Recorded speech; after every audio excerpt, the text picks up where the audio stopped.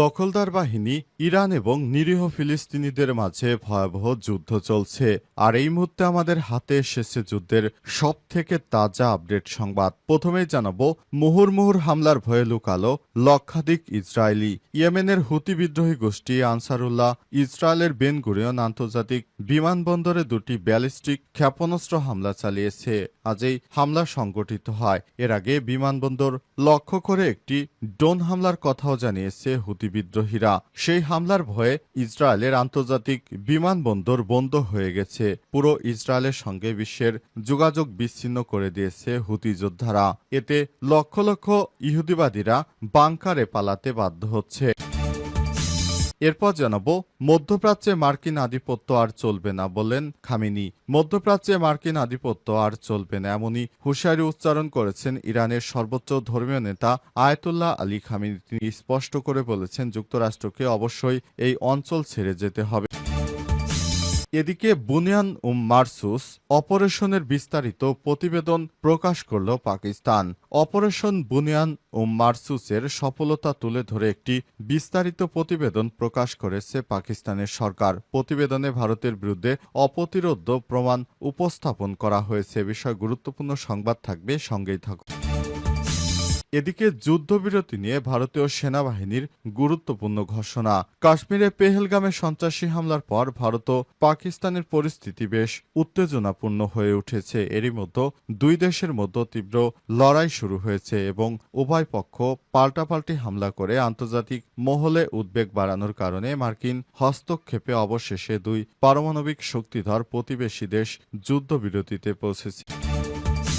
এবং সর্বশেষ জানাবো, মানবতাবিরোধী অপরাধের চার্জশিট হলে নির্বাচনে অযোগ্য হবে জামাতের অবস্থান।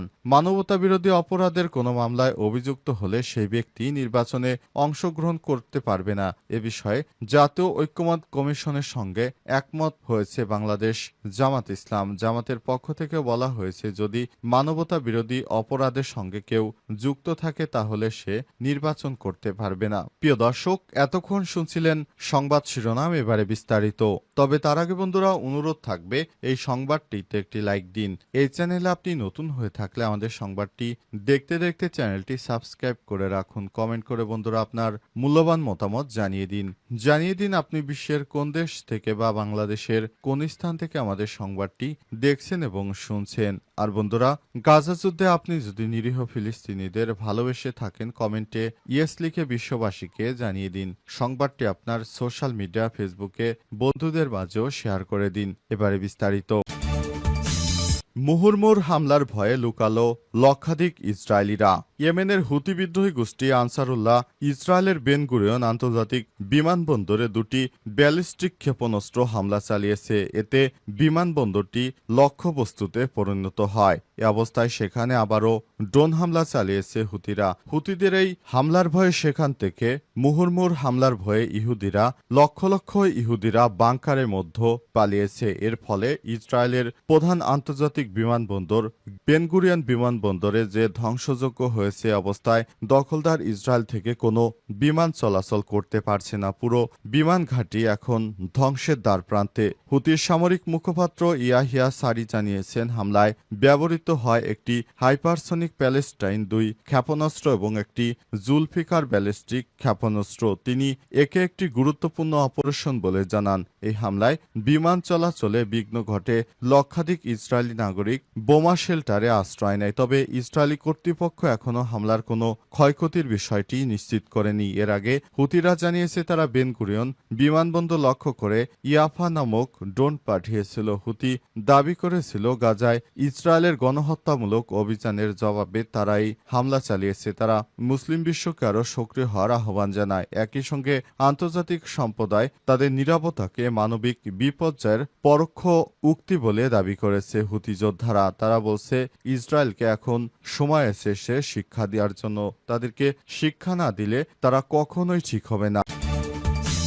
মধ্যপ্রাচ্যে মার্কিন আধিপত্য আর চলবে না বললেন খামেনি। মধ্যপ্রাচ্যে মার্কিন আধিপত্য আর চলবে না এমন হুঁশিয়ারি উচ্চারণ করেছেন ইরানের সর্বোচ্চ ধর্মীয় নেতা আয়াতুল্লাহ আলী খামেনি। তিনি স্পষ্ট করে বলেছেন, যুক্তরাষ্ট্রকে অবশ্যই এই অঞ্চল ছাড়তে হবে এবং একসময় তারা যেতে বাধ্য হবে। আজ তেহরানে এক সমাবেশে দেওয়া ভাষণে এমন মন্তব্য করেছেন খামেনি। খবর টাইমস অফ ইন্ডিয়ার। মার্কিন প্রেসিডেন্ট ডোনাল্ড ট্রাম্পের সাম্প্রতিক মধ্যপ্রাচ্য সফরের পরিপ্রেক্ষিতে দেয়া ওই বক্তব্যে তিনি কড়া সমালোচনা করেছেন ওয়াশিংটনের আঞ্চলিক নীতি এবং ভূরাজনৈতিক ভূমিকার জন্য। খামেনি বলেছেন, যুক্তরাষ্ট্রের কৌশল হচ্ছে উপসাগরীয় রাষ্ট্রগুলোকে তাদের সামরিক সহায়তার উপর নির্ভরশীল করে রাখা, কিন্তু এই অঞ্চলের দেশগুলো দৃঢ় প্রতিরোধেই যুক্তরাষ্ট্রকে একদিন এখান থেকে বিতাড়িত করবে। প্রসঙ্গত, দ্বিতীয় মেয়াদে প্রেসিডেন্ট হিসেবে দায়িত্ব গ্রহণের পর ডোনাল্ড ট্রাম্প প্রথমবারের মতো মধ্যপ্রাচ্যে সফর করেন। সৌদি আরব, কাতার, সংযুক্ত আরব আমিরাত সফরের সময় তিনি কয়েক ট্রিলিয়ন ডলারের সামরিক ও বাণিজ্যিক চুক্তিতে স্বাক্ষর করেন। সফরকালে ট্রাম্প ইরানের বিরুদ্ধে সরাসরি আক্রমণাত্মক বক্তব্য দেন এবং তেল রপ্তানি শূন্য নামিয়ে আনার হুঁশিয়ারি দেন। ট্রাম্পের কটাক্ষের জবাবে খামেনি বলেন, এইসব মন্তব্য এতই নিচু স্তরে যে সেগুলো বক্তা এবং আমেরিকান জনগণের জন্য লজ্জাকর। তিনি ট্রাম্পের নাম উল্লেখ না করে আরও বলেন, এসব কথার কোনো জবাব দেওয়ার প্রয়োজন নেই। গাজায় ইসরায়েলি সামরিক অভিযান গণহত্যার পেছনে যুক্তরাষ্ট্রের মদত আছে বলেও দাবি করেন খামেনি। তিনি বলেন, নিরীহ মানুষদেরকে হত্যা করছে অথচ তারা বসে বসে অস্ত্র সহযোগিতা দিচ্ছে। এটি কোনোভাবেই চলতে দেয়া যায় না। অপারেশন বুনিয়ান মারসুস বিস্তারিত প্রতিবেদন প্রকাশ করল পাকিস্তান।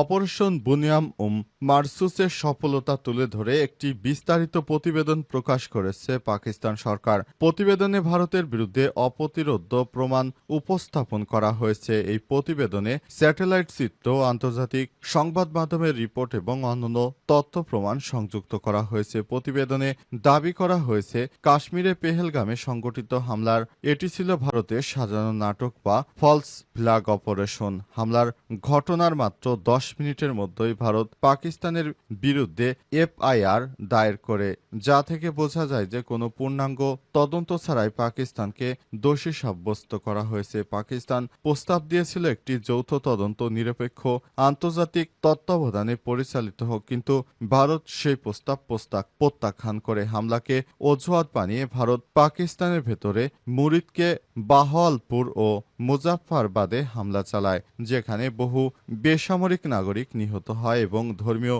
স্থানগুলোতেও ক্ষতিগ্রস্ত হয়। পাকিস্তানে আক্রমণের জবাবে সীমিত পরিসরে নির্ভুল ও কঠোর সামরিক প্রতিক্রিয়া জানায়, যা শুধু ভারতীয় সামরিক বাহিনীগুলোকেই লক্ষ্য করে পরিচালিত হয়েছে। প্রতিবেদন অনুযায়ী পাকিস্তান ভারতের একাধিক সামরিক স্থানে ক্ষয়ক্ষতির বিবরণ তুলে ধরে, যেমন যুদ্ধবিমান ভূপাতিত করা হয়েছে, 6টি S-400 প্রতিরক্ষা ব্যবস্থা ধ্বংস, ব্রাহ্মস ক্ষেপণাস্ত্র উৎপাদন ও সংরক্ষণ কেন্দ্রগুলোতে হামলা।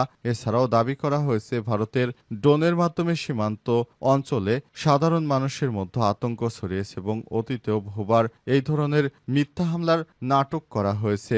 সেটি পাকিস্তান সীমান্ত থেকে প্রায় 200 কিলোমিটার দূরে হলেও ভারতীয় সংবাদ মাধ্যম দ্রুত পাকিস্তানকে দোষারোপ করে। পেহেলগাম হচ্ছে পাকিস্তানের থেকে 200 কিলোমিটার দূরে। এত দূরে গিয়ে পাকিস্তান কখনোই হামলা করেনি, কিন্তু ভারত সবসময় পাকিস্তানকে দায়ী করে আসছে। মানবতাবিরোধী অপরাধের চার্জশিট হলে নির্বাচনে অযোগ্য, জামাতের অবস্থান। মানবতাবিরোধী অপরাধে কোনো মামলার অভিযোগপত্র আসামি হলে নির্বাচনে অযোগ্য বলে ঘোষিত হবে। জাতীয় ঐক্যমত কমিশনের এমন প্রস্তাবে একমত পোষণ করেছে জামাত ইসলাম, যদিও দলটি এর আগে প্রস্তাবের পরিপ্রেক্ষিতে বলেছিল, শুধু দোষী সাব্যস্ত হলেই নির্বাচনে অযোগ্য হবে, আগে প্রমাণিত হতে হবে। আর জাতীয় সংসদ এলডি হলে জাতীয় ঐক্যমত কমিশনের সঙ্গে বৈঠক শেষে সব কথা বলেছেন বাংলাদেশ জামাত ইসলামের নায়েবে আমির ডাক্তার আব্দুল্লাহ মোহাম্মদ তাহির বলেছেন, মানবতা বিরোধী অপরাধ তো ভিন্ন মাত্রার অপরাধ। এটা সাধারণ কোনো অপরাধ নয়। এটার জন্য একটা সুনির্দিষ্ট সময়কে ধরে মানবতা বিরোধী অপরাধে জড়িত মর্মে চার্জশিট হলে তিনি নির্বাচনে অযোগ্য হবেন। এক প্রশ্নের জবাবে তাহের আরো বলেছেন, অনন্য অপরাধের মতো মানবতা বিরোধী অপরাধ এটার জন্য শাস্তির ক্ষেত্রে 2 বছরের অপেক্ষার কথা বলেনি করেনি কমিশন। আমরা তাই কথা বলিনি, চার্জশিট আমলে নিতে বলেছি। ১৯৭১ সালে স্বাধীনতা যুদ্ধে মানবতাবিরোধী অপরাধের বিচারের লক্ষ্যে ১৯৭৩ সালে এরকম একটা আইন হয়েছিল, যেটা ক্রিমিনাল কেসের মতো না। তারা বলেছেন বিশেষ সময়ে অপরাধের শাস্তি নিশ্চিতে বিচার প্রক্রিয়ায় চার্জশিটকেই আমরা আমলে নিচ্ছি। এটার সঙ্গে আমরা এগ্রি। সুতরাং জামাত এ বিষয়ে এগ্রি করে। যারা মানবতা বিরোধী অপরাধে অভিযুক্ত তারা নির্বাচনে আসতে পারবে না।